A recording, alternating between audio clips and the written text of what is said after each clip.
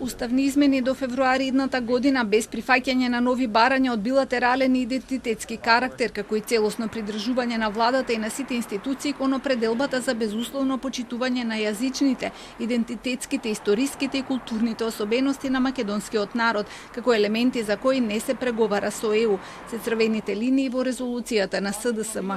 Со неа се предлага дефинирање на заедничките државни и национални позиции за продолжување на процесот на членство на Македонија во ЕУ.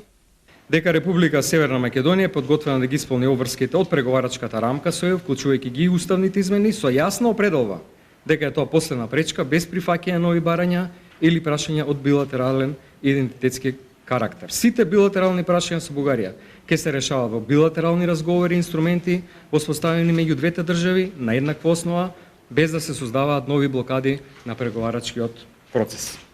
Со резолуцијата се бара и проактивен пристап кон преговорите и итен ангажман на ниво на ЕУ, координација за исполнување на домашните обврски од преговарачката рамка, максимално забрзување на реформите. Иако претходно предлагаше да се прекинат преговорите доколку не се почитуваат црвените линии, во резолуцијата нема ништо такво. Филипче смета дека сегашната формулација е подобра. Резолуцијата ќе биде доставена до собранието по изборите за да не се злоупотребува во предизборната реторика.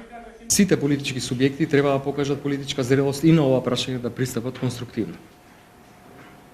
Ниту сакам да го користиме ние овој документ во некаква предизборна агенда и апелирам ниту една друга политичка партија тоа да не го прави. Нека го разгледа, нека има доволно време. Не интензивно работевме изминатиот период со многу експерти и после изборите да седнеме и да го најдеме начинот на кој што овој документ заеднички ќе се донесе во собранието. Резолуцијата содржи временска рамка, најдосна до 25 ноември годинава владата да се изјасни дали останува на истиот текст или предлага нов текст кој би требало да биде доставен до собранието до 1 декември. Првото гласање на уставните измени да биде најдосна до 15 декември, а постапката да заврши најдосна до 10 февруари идната година, пошто треба да се повика Европската комисија да организира меѓувладина конференција на која ќе се донесат сите потребни одлуки за одблокирање на преговорите и ќе биде отворен првиот кластер темелни вредности.